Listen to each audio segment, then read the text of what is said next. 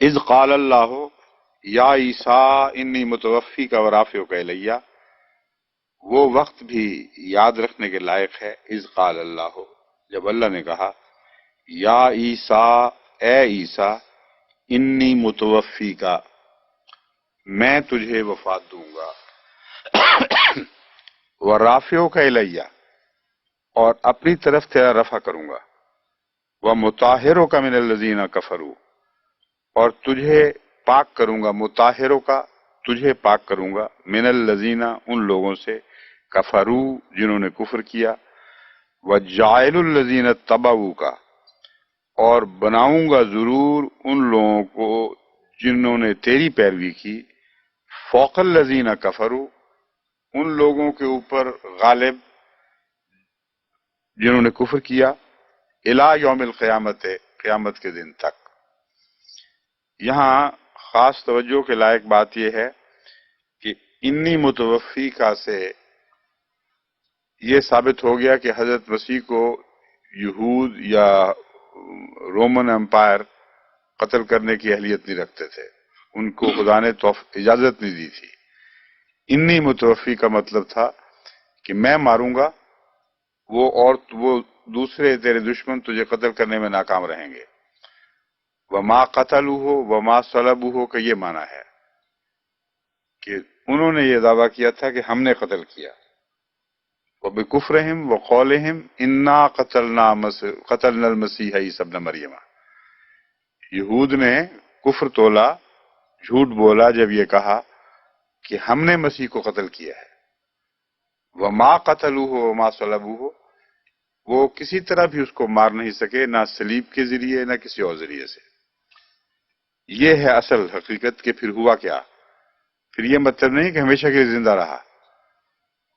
جب وہ قتل نہیں کر سکے تو کیا وہ زندہ رہا؟ جواب یہ ہے انی متوفی کا، میں تجھے عام طریق کے مطابق جیسا کہ میں وفات دیتا ہوں وفات دوں گا، ورافع کا الیہ، اور تیرا رفع روحانی رفع ہوگا جو میری طرف ہوگا، رافع کا الیہ۔ اب یہاں وہ جو غیر عمدی معنی کرتے ہیں کہ زندہ اٹھا لیا، اس کی کوئی گنجائش ہی باقی نہیں رہی، کیونکہ پہلے وفات دی ہے پھر رفع کیا ہے۔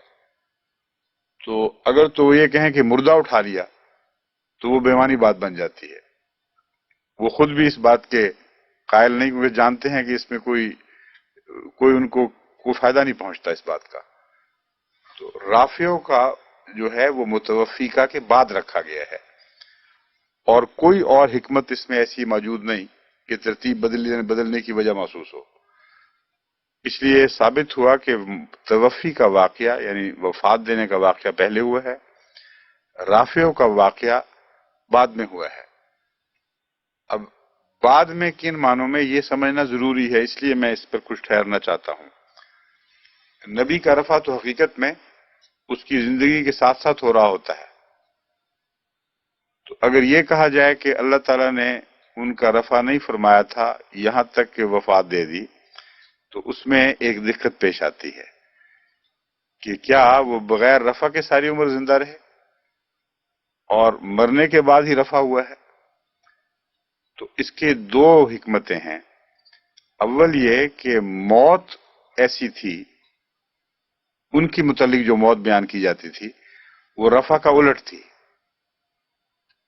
یعنی موت ہی میں ان کی لعنت کا تصور پایا گیا تھا۔ جو موت ان کی طرف منسوب کی جا رہی تھی وہ رفع کا بالکل برعکس تھی، کیونکہ ملعون وہ ہوتا ہے جو خدا سے دور ہو، جس کا رفع نہ ہو، اور جھگڑا موت پر تھا کہ کس طریق پر موت ہوگی۔ یہودی یہ کہتے تھے کہ چونکہ صحیفوں میں یہ لکھا ہوا ہے کہ جو شخص اس طریق پر مارا جائے کہ کاٹھ پر لٹکایا جائے وہ لعنتی ہوتا ہے، اور لعنتی کا مطلب ہے اس کا رفع نہیں ہو رہا، وہ مردود اور خدا سے دور ہوا۔ اس لیے وفات کو پہلے رکھنا ضروری تھا، کیونکہ وفات ہی نے ثابت کرنا ہے کہ یہ رفع والی موت ہے، یہ لعنتوں والی موت ہے۔ بس دنیا کے ثبوت کے اعتبار سے یہ گفتگو ہو رہی ہے، ورنہ یہ کہنا کہ نبی کا رفع اس کی وفات کے بعد ہوتا ہے یہ درست نہیں ہے۔ سمجھ گئے؟ چونکہ بحث یہ تھی کہ وفات رفع والی ہے یا لعنتیوں والی. یہود کہتے تھے وفات کا طریق یہ ہے کہ ہم نے سولی پہ لٹکا دیا اور مر گیا، اور بائبل کے لحاظ سے یہ ملعون ہوا، یعنی خدا سے دور ہٹ گیا. تو اللہ نے فرمایا چونکہ وہ میری خاطر تکلیفیں اٹھا کر ان کو برداشت کرتا رہا، میں نے اسے اس موت سے نجات دے کر جب تبھی موت مارا ہے تو ثابت کر دیا کہ تمہارا لعنت والا تصور جھوٹا نکلا، اور اس کا صلیبی موت سے بچ جانا اس کے رفع کی دلیل ہے. بس یہ دلیل کے طور پر ہے.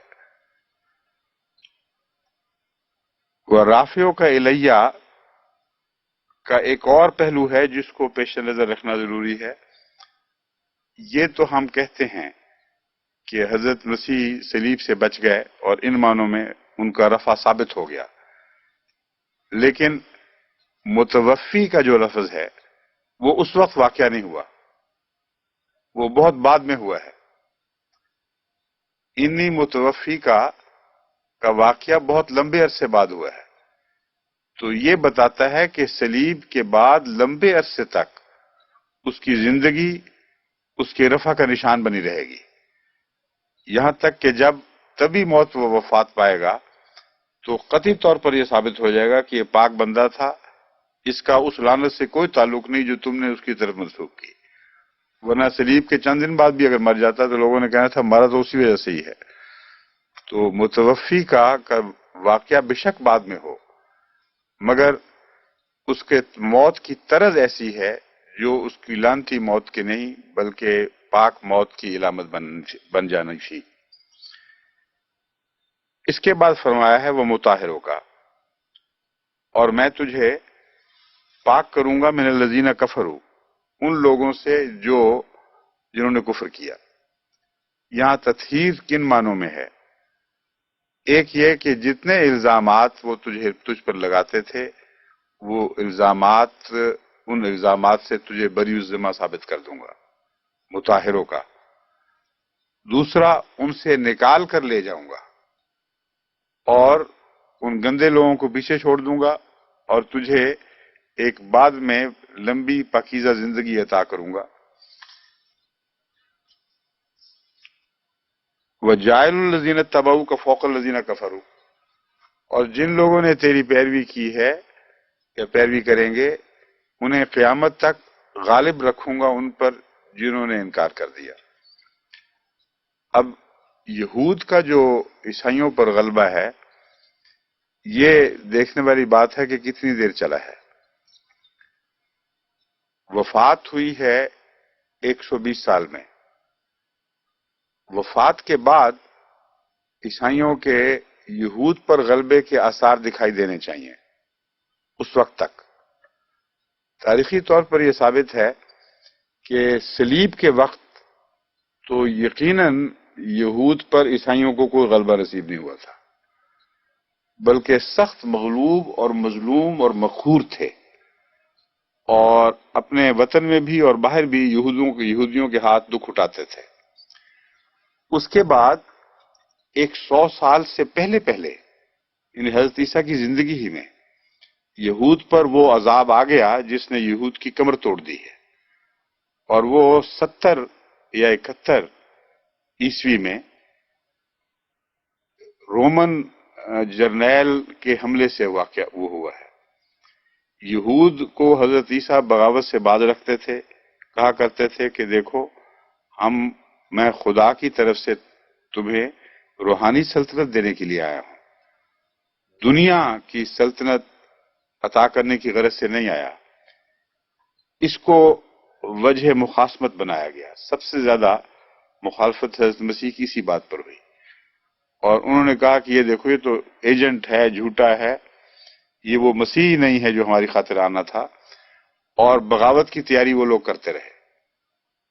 جب حضرت مسیح اس ملک کو چھوڑ کر چلے گئے ہیں تو یہود نے پھر عالم بغاوت بلند کیا، اور اللہ تعالیٰ نے حضرت مسیح کو سچا ثابت اس طرح فرمایا کہ اب تم اپنا زور لگا کے دیکھ لو، کوئی مسیح تمہیں اس سلطنت کے غلبے سے نہیں بچائے گا. کیونکہ جو سچا مسیح تھا اس کو تم رد کر بیٹھے ہو. چنانچہ ان کو ایسی سخت مار پڑی ہے کہ اس سے پہلے تاریخ میں کبھی اتنی سخت مار نہیں پڑی. سب کچھ جو ان کا بنا بنایا تھا وہ ختم کر کے کلیتاً ان کو وہاں سے دیس نکالا مل گیا ہے.